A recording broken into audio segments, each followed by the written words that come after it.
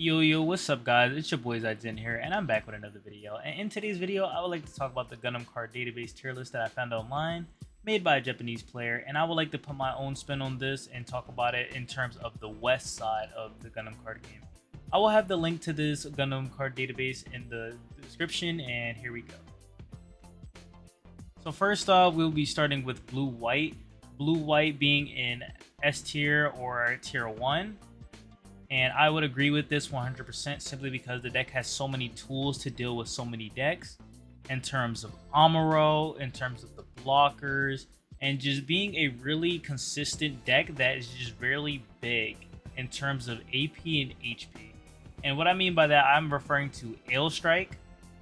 That is a 4/4 blocker that can bounce a unit on pair that has 4 or less HP. Perfect Strike, which is a level 5 3 cost unit that can bounce any unit with 1 HP. So just having a lot of board control with those blockers alongside the smaller blockers such as Zawart. It may not be able to attack your opponent directly, but it doesn't need to simply because your other units can just deal with the opponent's face later on in the game. And your game is typically to be in the late game and just burn resources from your opponent. So just having this award not being able to attack is not really that much of a difference for the deck, and just being able to just clear like early units from aggro and such alongside Elfrith. And Elfrith is also just a really good unit, a level 3 cost 2/4 blocker, which is just insane for the blocker deck in white. Just being able to have that big statted unit, so only if buffed units can really get past it, and even then it still trades. And when piloted, it also gets a bigger butt, so it's just like it can never fall. The card can't really fall. It's just a really good card for in the set 1. And just the blue side of the deck typically being Grandpa Gundam, the level 4 3 cost unit, which is a 3/4 repair 2, give all your units +1 AP. And just linking that with Amuro on turn 4 can be really devastating for decks, and just typically can literally win the game. Alongside Rizel, which is a 4/3 level 3 costs 2 unit, which is a 4 AP and 3 HP, which is also really big and can also deal with other opposing Elfriths, which it being too big for Elfrith to really block, and having enough AP to get through it, which is just really devastating for the mirror. It helps the matchup a lot.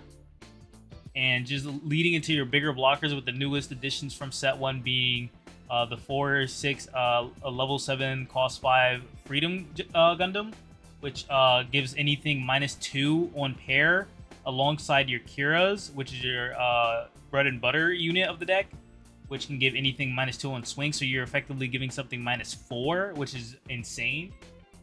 -4 AP. And just typically making so most things are either at 1 or 0, unless it's also a really big unit, such as Wing 0. Which even then, like an unpiloted Wing 0, you're bringing it down to 1 AP, which is insane to think about. But you would have to damage it first, but even then, it's still pretty good in survivability. And then the newest, another new addition being the Unicorn. Unicorn, you can link, which is pretty good with the Benager. Benager can also be ran at 4 in the deck.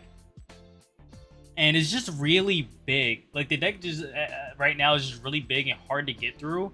And lots of decks would either need support or like a way to like run him down, or just simply playing out the mirror. So it's either you go too big for them to play around to beat them, such as your green-white, or aggro them before they can set up with your aggro. And like your red-blue pingers, which is just you clear them after giving up a unit. So you get like effectively a 1/1 trade. But even then, it's still like just above the rest, with also having the cards to it, such as Show Resolve.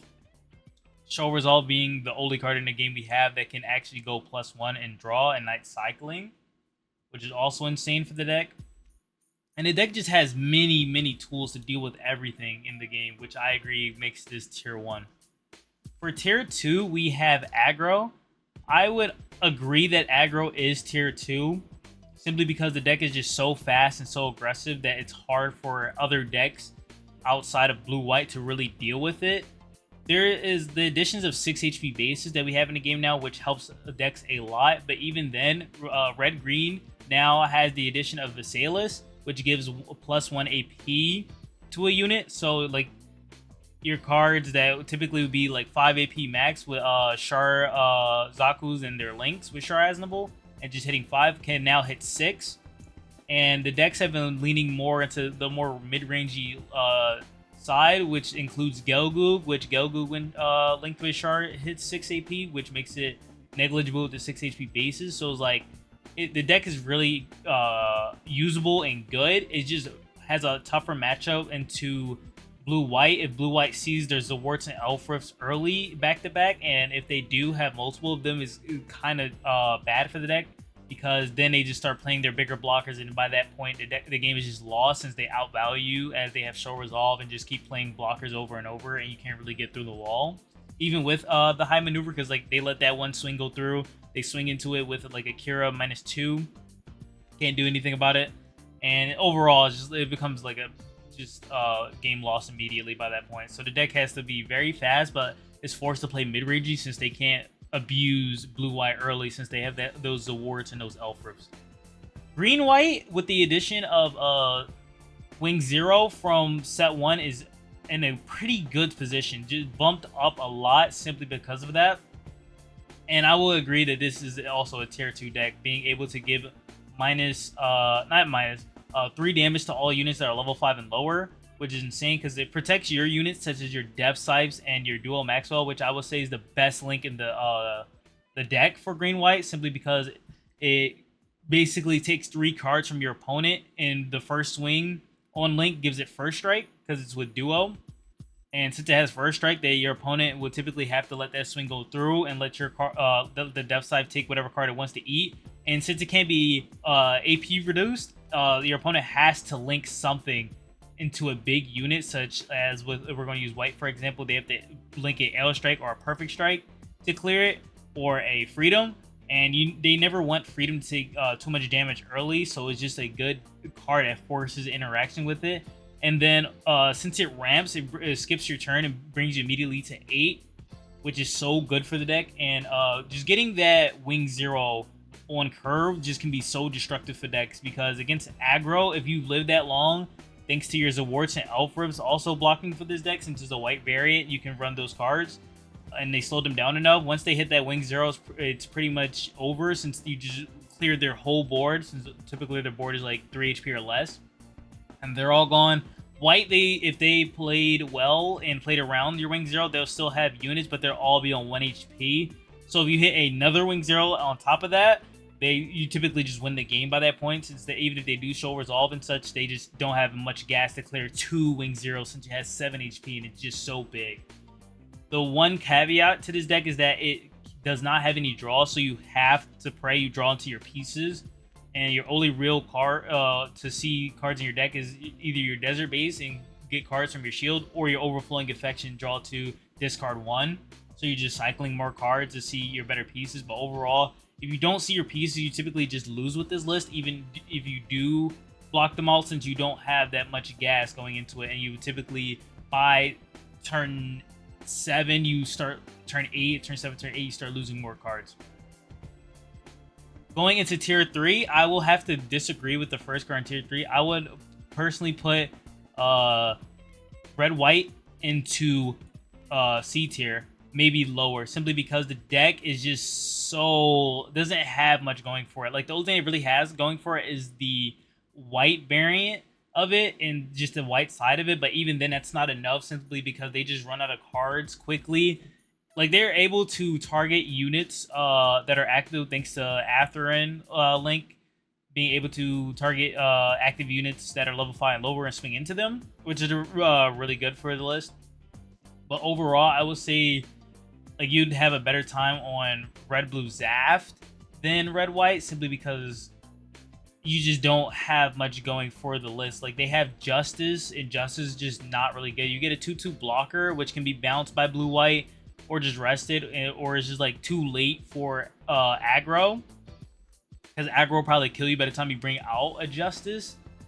The white side can stall enough for you to get those pieces, but then you're playing cards every turn, and like the more cards you play, the less you have in hand. It's not bad to play cards, it's just like the more cards you play, is like you're hoping that those pieces are enough to finish the game because you're blocking and just hoping you can stall out, which is what blue-white does. Blue-white does it better since they have card draw and they have that time to really do it because they're seeing more cards. Red-white, you're kind of on a timer simply because you don't have any card draw. You're just playing with basically your starting hand. So if your starting hand is like bad, you're just like kind of lost by that point and just hoping you can see more stuff that will like link and like save you the game.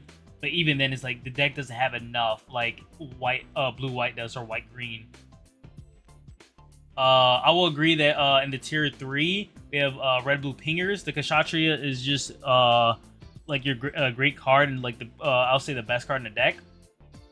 Simply because you get your pings off. The deck really works well together since there's so much ping with the Anksha, level 4, cost 2 unit that pings 1. It's basically a bigger gun tank, but since it's bigger, it has more HP, it can like survive like smaller units at that point and just clear more stuff. And the deck is really consistent at clearing tokens as well, like blue-white, be able to ping them and just get rid of them before they're even a problem. And the Kshatriya just like being able to just ping immediately is just really good for the deck. So blue-white pingers having Rizel, having like your small, it's more, it is more of an aggro-ish list too because they play such small bodies, but then they are able to like they play in that mid range because Kshatriya is so big and like does the like mini damage. You can just give up one of your worser cards and like smaller bodies thanks to Kshatriya adding AP, essentially HP reduction thanks to the pinging and just like being able to swing into it, which is really good for the list. And just being able to like win by being pretty fast for certain lists and they can't do anything if they don't have any blockers or any bases by that point. I would say blue-green aggro is in a very tough position simply because there's so much white going around. Like you can see like 1, 2, 3, and then they just I'll say their worst matchup is aggro, and since aggro is doing so well right now, they can't do anything at all versus like the meta that's going on right now. So it's like blue-green would need a way to answer aggro, which is just like the only answer right now is just desert base, I would say. But even then, it's like that's not going to save you when aggro can just like run like a more mid-range versions and just clear your desert base and just swing at your life because you don't have any blockers. Sure, you have Amuros, but like Amuros not going to save you when you go to swing into one card and they got like 3 other cards on board. And then white is just like they have. I say blue-green can do fine into white, but like once like their bigger bodies like gone, is like they can't do anything. And blue-white can deceptively be pretty fast with their Rizels and their Alphas, and because Alpha's so big, HP wise, it won't die. It typically won't die to one swing from like a Magnac and such. So they have there's too many things for blue-green to worry about, and not as viable in this meta right now. I would say if you're going to a tournament, I would say blue-white or aggro is your best option. Green-white, you need to be more of a better pilot to do so, but you can definitely take wins with this deck. This deck is definitely fine right now in a good tier 2 deck if you don't feel like playing blue-white. And if blue-white is pricing you out simply because freedoms are like $50, I'll say aggro is your best list in terms of cost-wise. If you're like trying to save money, like this is like your best cheap list. And your red-blue will be definitely your next cheap list. I'll say green-white is like one of the more expensive lists simply because Death Sipes and like the wings and the zeros, they're all pretty costly. Definitely blue-white has the most cost, like definitely has like the most costly cards as of right now. It's just because it's the meta, people are just buying it out and stuff like that. But overall, that is my thoughts on this Japanese tier list on what I would say for the West side. Thank you guys for listening. Please join my Discord. It will be in the description alongside the community Discords. I hope you guys have a great one. Peace.